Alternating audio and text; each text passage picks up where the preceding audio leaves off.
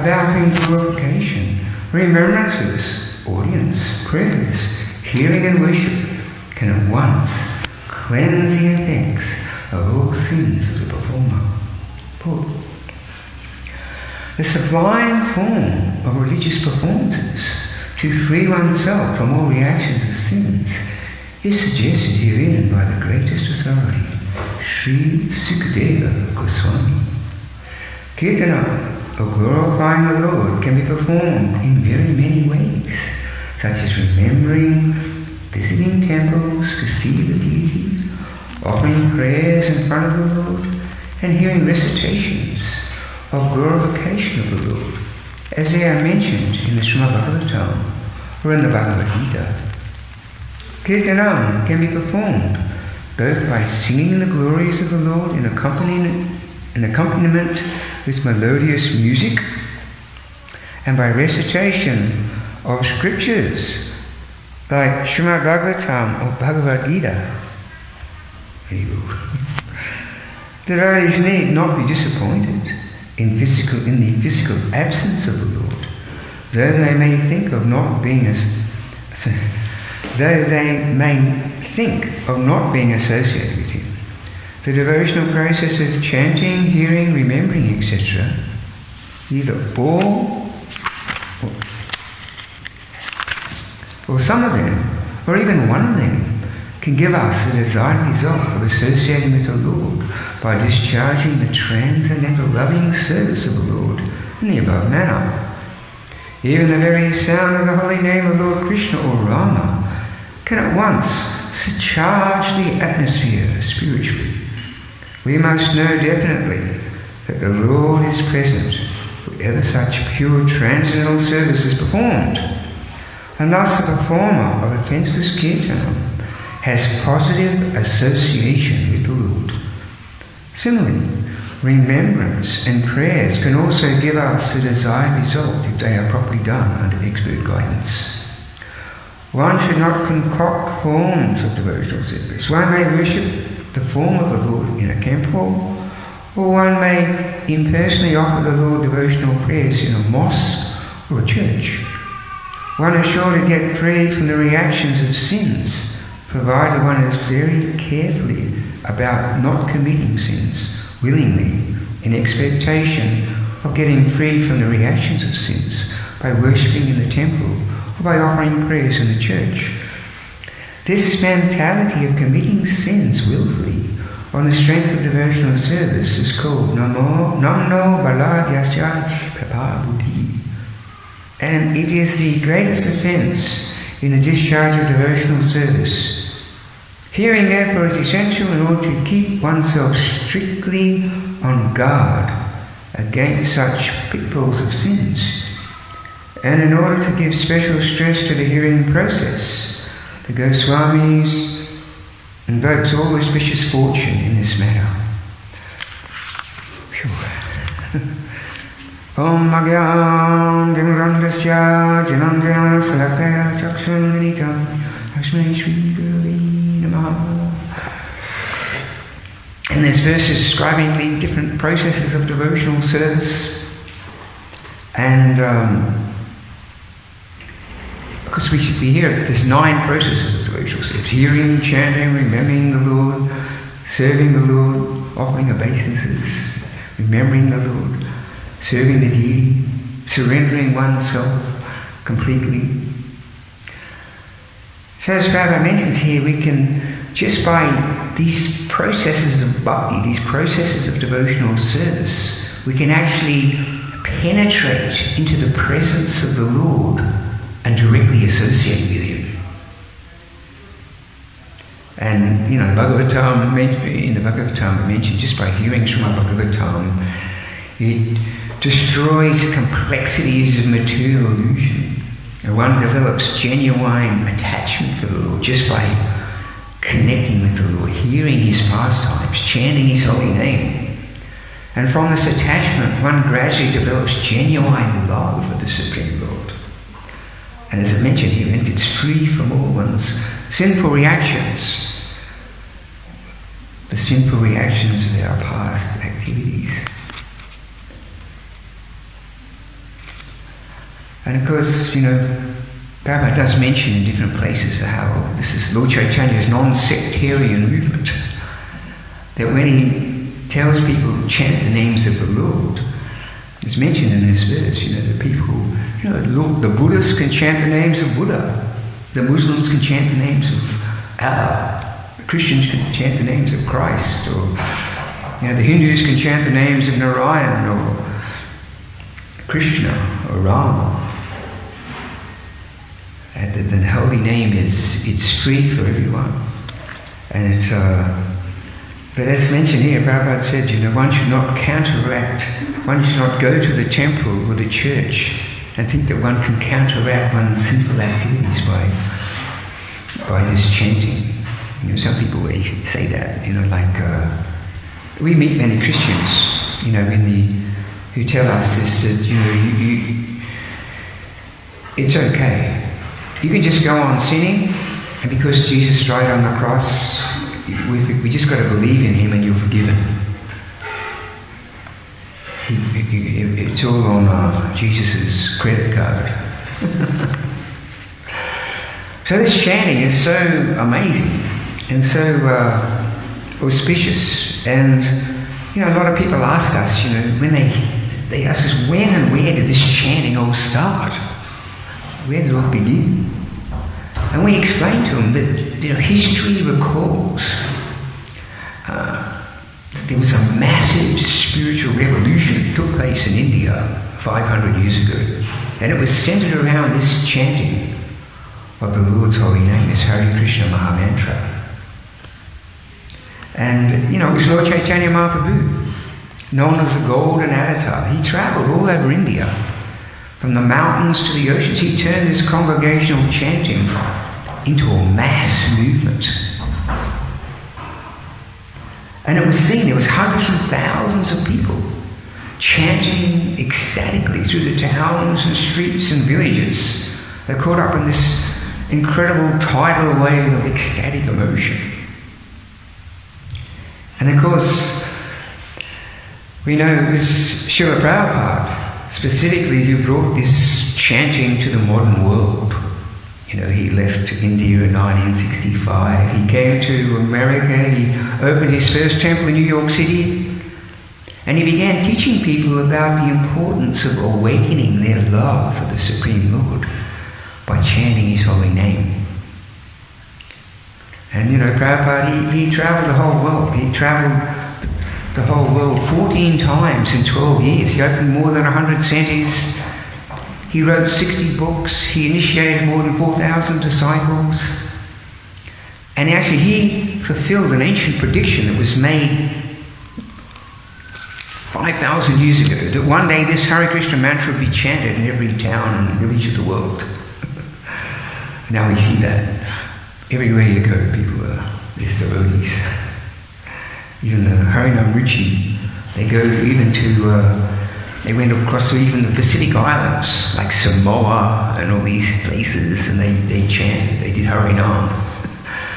And Mahavishnu Swami, classic example, he goes to even extremely remote parts of Africa and India and right up into the northern parts of, doing Harinam. Every town and village. Yes, so we understand in our Bhakti school that this chanting these beautiful names of Krishna, this kirtan, is a very simple and highly effective way of connecting with Krishna, with the Supreme Lord, and awakening our spiritual nature. And how does it happen? We learn in our Bhakti Yoga school that the name of Krishna actually is Krishna, not different. Therefore, when we chant his transcendental name, or we hear about his pastimes, glorification of him in various ways, we get very, very close to him. And by that close association, our hearts become purified. And our original pure spiritual consciousness becomes awakened. And Prabhupada mentions that there's that famous lecture where Prabhupada was talking about the chanting, where he talks about how We are all eternal living souls, caught in the reincarnation cycle, taking birth after birth among the 8,400,000 species of life. And due to this association with this powerful, very powerful, deluding material energy for so many thousands of lifetimes, our original pure spiritual consciousness is covered over. And Srila Prabhupada mentions in that lecture, this is why we cannot see clearly who we are and how we're being controlled. However, this chanting creates this incredibly powerful sound vibration that revives our transcendental consciousness. It's a famous lecture by Prabhu. He's talking about that chanting. It's very nice. So the amazing thing about this chanting, it's kind of mystical. Sometimes we even go on Harinam and sometimes you get a few people occasionally, they say, can't you sing a different song? Why do you have to sing the same song all the time?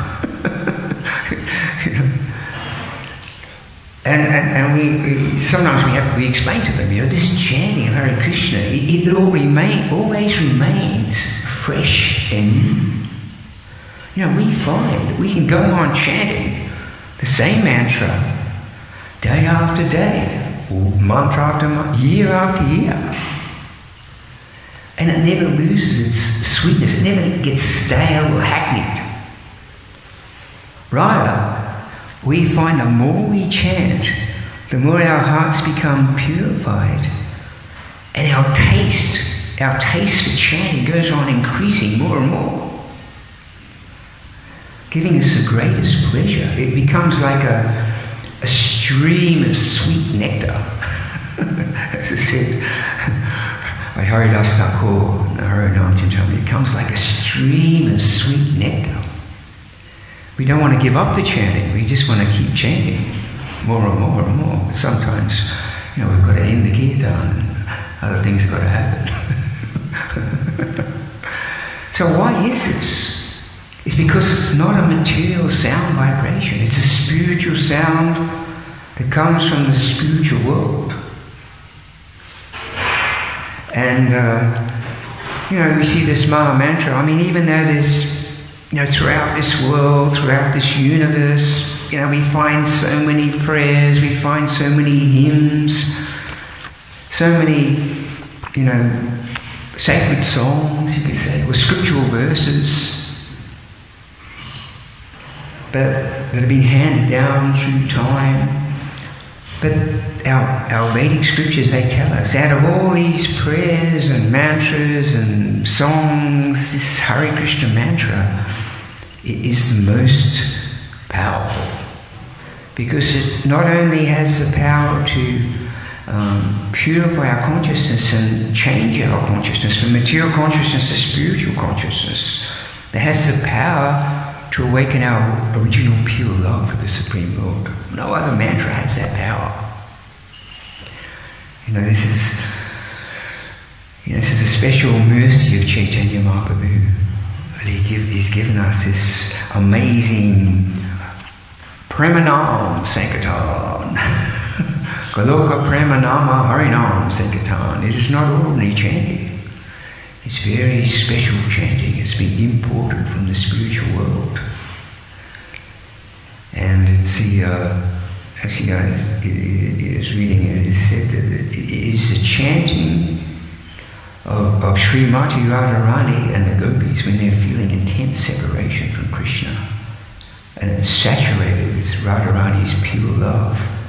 And this is the chanting that Lord Chaitanya has brought down from the spiritual world and given to us.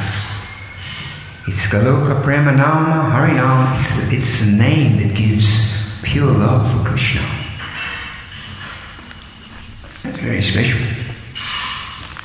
And of course, in the Bhagavad Gita we read, that every one of us here on earth, we're completely dependent on the Supreme Lord for our existence, aren't we? He's supplying everything.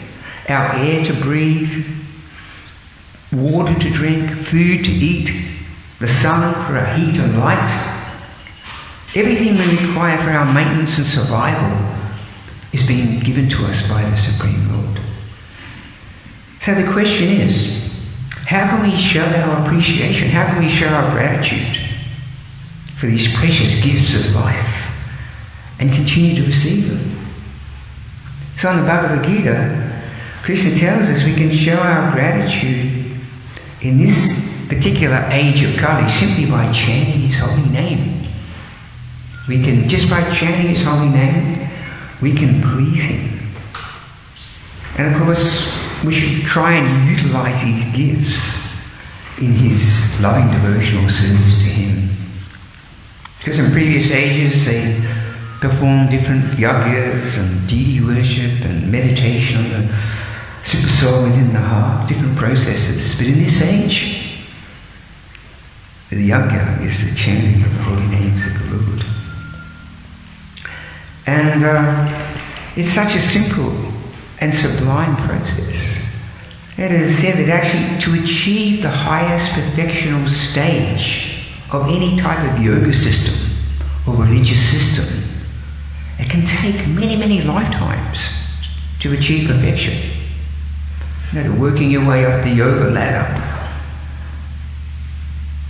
And especially in this modern age, due to so many influences, it's very difficult to practice yoga or religion.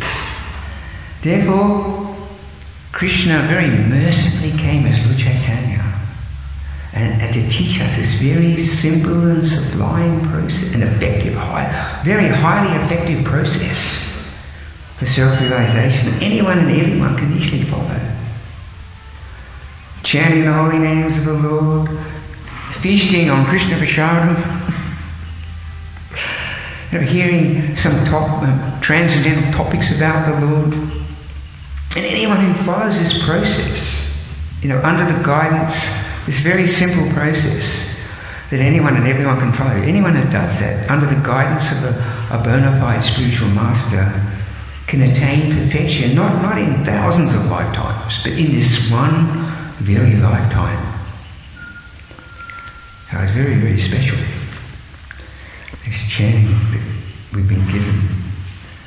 And it's people experiencing so much anxiety and stress in this modern age.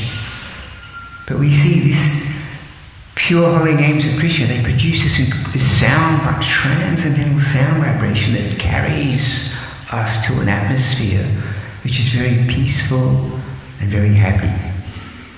You could say it can transform anxiety into tranquility and fill our hearts with virtue and goodness. So it's like a transcendental healing energy. And there's a famous, Prabhupada Saraswati. He said everyone in this world is experiencing the dualities of happiness and distress. But I don't experience that. Because, I'm always feeling happy.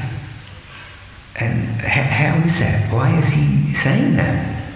In the Bhagavad Gita, it's telling us everyone is experiencing the dualities of happiness and distress. And then he explains, because I'm simply following in the footsteps of Lord Chaitanya Mahaprabhu, who showed us how we can always be happy in any condition of life and never feel the distresses of this world, by always, as much as possible, keeping that holy name on our tongues and in our minds. He was always chanting and dancing, and this is the way to never feel the distresses and the unhappiness of this world. Most people are stressed out, it's the mind, isn't it? The Bhagavad Gita teaches us about the nature of the mind. How it's always restless, turbulent, obstinate, very strong, more difficult to control than a raging wind. Prabhupada mentions that. We're always thinking, happiness is here, happiness is there. This way the mind is taking us anywhere and everywhere, giving us no peace or happiness. But we found when you simply rest the mind in the sound vibration of Krishna's holy name, it not only soothes the turbulent mind, but it completely purifies it. And our natural, peaceful, spiritual nature of consciousness becomes awakened. And this is one of the goals of the Hare Krishna movement. We want to get as many people in the world as possible chanting this Hare Krishna mantra. We want the whole surface of the globe to be overflooded with this chanting. Why do we want that? Because we know this will make everyone very, very happy and peaceful. We want to let people of all nations of the world simply garland their hearts with these beautiful names of Krishna.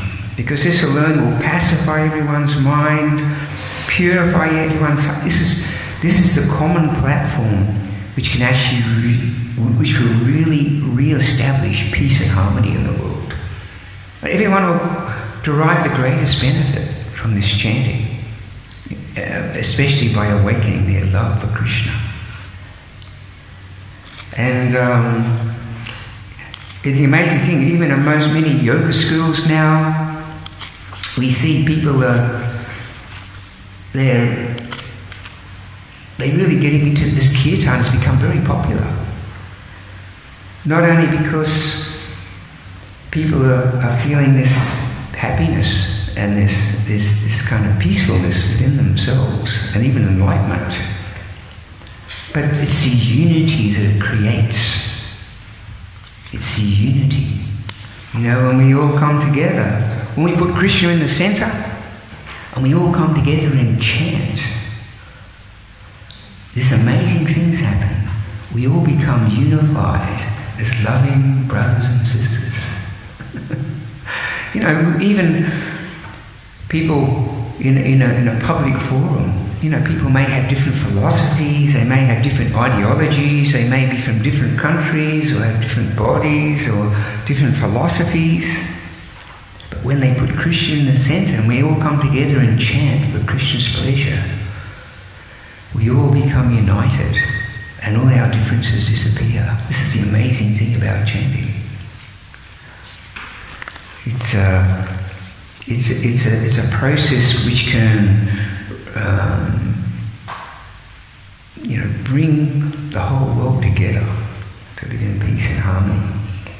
And of course in the Bhagavad Gita, Krishna tells us, if you always want to feel satisfied, if you always want to feel happy in life, if you always want to feel fulfilled and peaceful in life, we have to arrange our life in such a way that we have a good balance between our spiritual practices and our everyday material affairs. It means every day we have to strategize how I can balance my time, how I can fulfill my duties in life, and at the same time have spare time for chanting, reading spiritual topics. Bhagavad Gita tells us it's such an important part of reclaiming our freedom, of living, of feeling this satisfaction and happiness and peace. We have to have a balance, a good balance in life. So this is an important verse here. We're talking about sinful reactions, about karma.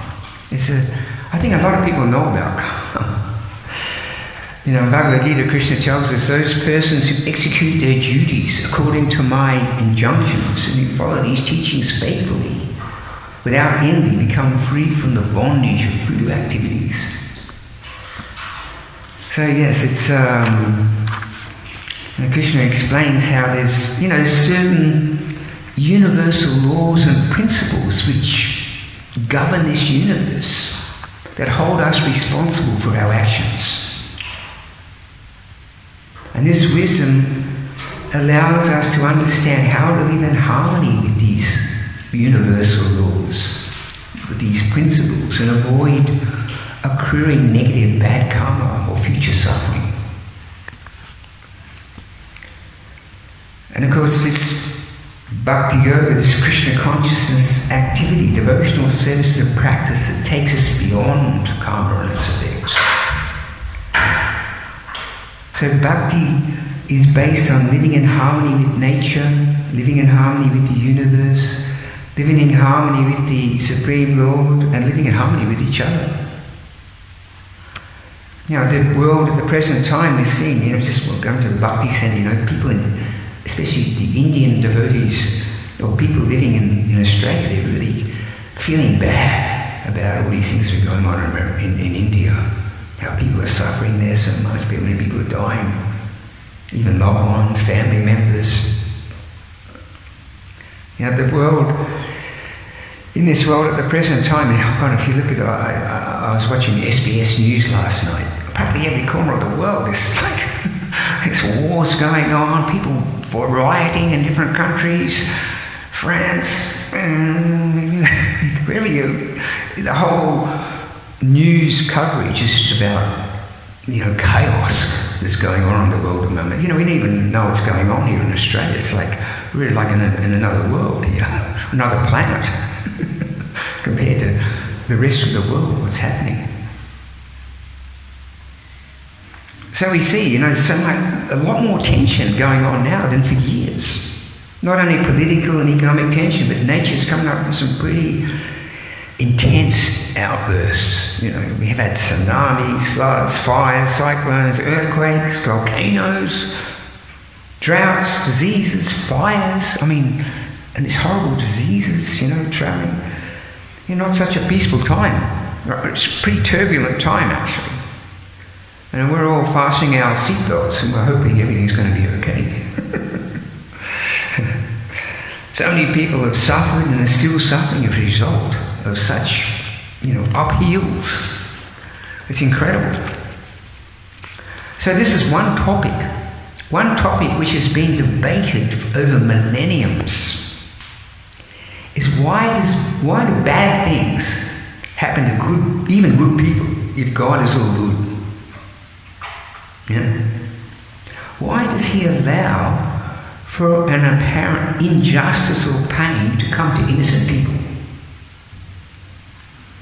It's a thing that's been debated for millenniums. And based on this apparent contradiction, millions of people have given up religion. Even those who stick to their faith, they struggle to come to terms with this thing. That, why people suffer. If God is all good, why does he allow these things to go on? Some claim that in order to understand this thing, we have to accept there's actually two gods in control. They say that. An evil God and a good God. Satan and God. So the good God is benevolent, he's compassionate, he's trying to help us, he's providing nice things for us.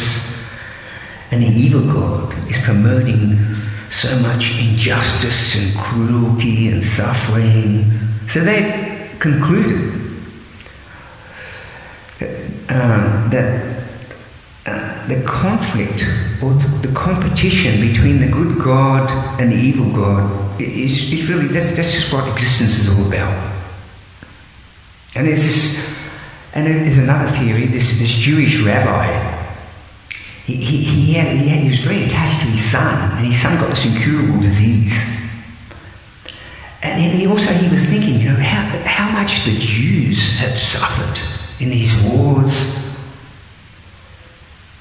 So he came up with this theory that God does exist. God is all good, but God is not all powerful. He's not actually in complete control of what happens in this creation. If he was all powerful, he would not allow such injustices to happen to apparently innocent people. So they say that the laws of nature are simply working, acting beyond the control of God. That ultimately he has no power to really control what's going on in this world. It's all just circumstances. And millions of people actually believe this theory in the world today. Although it's not supported in any scripture. All scriptures, including the Vedas, proclaim that God is all-powerful. He's almighty. He's completely in control of everything that happens. Not even a blade of grass moves without his will. You know, some people even declare that this whole idea of God is just some mythological deity created in the human mind by weak people who need to worship some superior being because it makes them feel better, you know, like.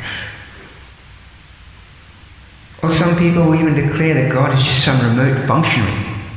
You know, he just appeared on the scene back in history, created everything, then disappeared, never to be seen again. He has nothing to do with this world anymore. And he's just going on by chance. And some people even believe that God is partial, you know, just like a normal human being. You know, he likes the Aussies. That's why we've got a good life here, not too much corona, you know, but he doesn't like the Indians, you know, he's like, you know, he's letting them have it. You know, he's kind to some people, but he's unkind to others. So to really understand these things, we need some real insight into the workings of this planet. You know, the mechanics of how this Supreme Lord is orchestrating this finely tuned universe. Actually, it's quite inconceivable to the human mind and intellect. They're saying it's completely beyond our thinking jurisdiction to really comprehend this whole thing. This is why we need genuine spiritual guidance and education. You know, ultimately we need some enlightenment to see and understand things as they are. But somehow or other, you know, by the mercy of Chaitanya Mahaprabhu, he's come. You know, we've been in this world for maybe thousands of lifetimes. And finally, you know, we've come in contact with the movement of Chaitanya Mahaprabhu, and we've got the holy name, we've got the Vedic scriptures, we've got the pure devotees, Srila Prabhupada guiding us, you know, and we've got a chance to get out of this material tabernacle. Actually, there's one story about Lord Chaitanya. You know, once he was having the kirtan, the Harinam, and they were chanting through the villages and towns, chanting and dancing, and they came to this lake. And near this lake there was these cows. And these cows were crying and they were moaning and they were making all this noise. Chaitanya Mahaprabhu said, you know, why are they making so much noise, these cows? He asked the devotees why the cows are making so much noise. Gopal, he said to Lord Chaitanya that there's a crocodile, this big ferocious crocodile, he lives in this lake. And the cows are afraid when they come to drink the water, the crocodile's going to come out and grab them. Sometimes we see that, you know, when the horses come, even the horse, big horse comes to drink the water, the big crocodile, alligator comes out, grabs the horse's neck. There's a story, you know, took one crocodile, he bit off the whole head of a horse, like that, you know. So they were afraid that, you know, the crocodile was might jump up and try and eat them. So Lord Chaitanya, he said, yeah, they went to the lake and they had a big kirtan, and suddenly the crocodile comes out of the water, this big crocodile, and he starts running towards Lord Chaitanya. And all the devotees were, oh no, they were like really afraid. You know, he's running to Lord Chaitanya. When he got to Lord Chaitanya, he stopped and he bowed down and he put his foot on Lord Chaitanya's lotus feet, like that. And immediately he was transformed into this divine celestial child. And he was just standing there. And Lord Chaitanya said to him, who are you? And the divine child said, I'm a resident of Indraloka. Actually, in Indraloka, I'm a 5-year-old boy. when I was living in, when I was living in Indraloka, I was a 5-year-old boy, but I was a very naughty boy. Very mischievous. And one day when I was in the forest, I saw a sage there meditating.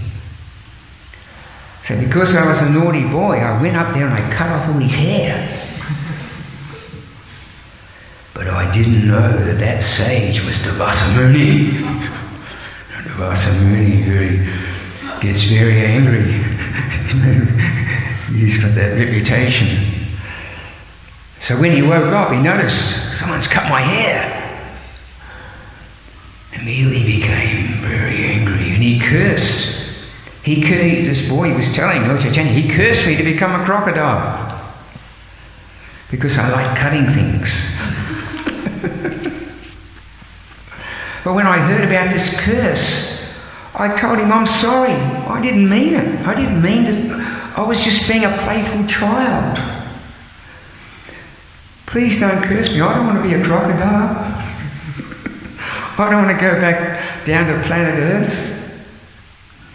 Please take back your curse. Devasa Muni said to him, I can't take back my curse.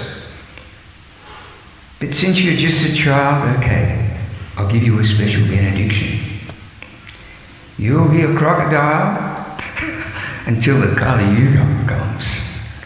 And when Lord Chaitanya comes, if you touch his lotus feet, you'll be free from the curse.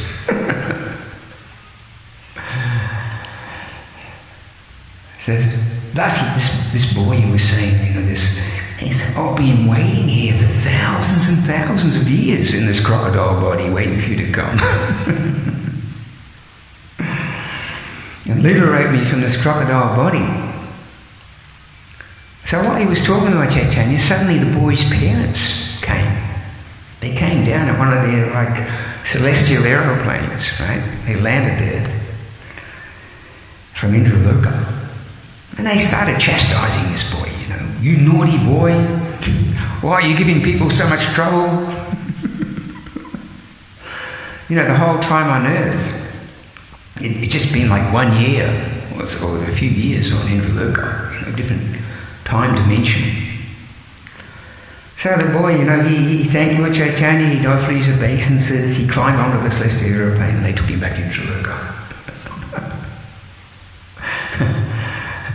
I was just thinking that story, it's just like us, we've been in this material body, in this cycle of reincarnation for thousands of lifetimes. And suddenly, Lord Chaitanya's come and he's given us a chance to get out of this material world. So, the Bhagavad Gita tells us how the laws of karma are working. They refer to the actions and reactions we set in motion when we do something. It means whatever action we perform, good or bad, is like planting a seed that will eventually grow and produce a corresponding reaction. If we perform good actions, we get rewarded. We may be born in a nice country, we have a nice intelligence, a nice body, we have good health, we have wealth, we have so many things, and if we do bad actions, we may have to experience certain sufferings and setbacks in life. So this is how the law of karma are working. In a sense, we learn from Bhagavad Gita that we are 100% responsible for who we are right now. The particular body we got, the set of circumstances, things that are happening in our life. We are 100% responsible for who we are, where we are in life right now, and everything we've done in the past. We're completely responsible. And it's up to us what we want to make of our life from this day on. It means using our free will. We act and we create our own destinies. We're the architects of our own futures and destinies, our own happiness and distress, just like this boy who became the crocodile. He did something stupid and he got the reaction. Because we can't blame the Lord. Bhagavad Gita, Krishna tells us he's not envious of anyone, he's not partial to anyone, he's equal to everyone. He simply gives us free will to act. He witnesses our action, he confirms our action, he remains neutral. And he just allows the rewards and punishments to be netted out by the material energy. So it's, and as mentioned in this verse here, that, when we take up this process of bhakti yoga, it can free us from all our sinful reactions, our bad karma. And as our devotion and our bhakti increases more and more, and we make more and more advancement, this complicated, intricate conditions of karma, you could call it the karmic shell or coverings. We've spent lifetimes developing these karmic shells and coverings. Eventually they just burnt away. And the soul, our true spiritual self, just emerges, will wake up, will shine forth. It's a gradual process. It's a gradual process. It doesn't just happen overnight. Jai Srila Prabhupada ki Jai. Is there any questions? Jai Srila Prabhupada ki Jai. Srimad Bhagavatam ki Jai.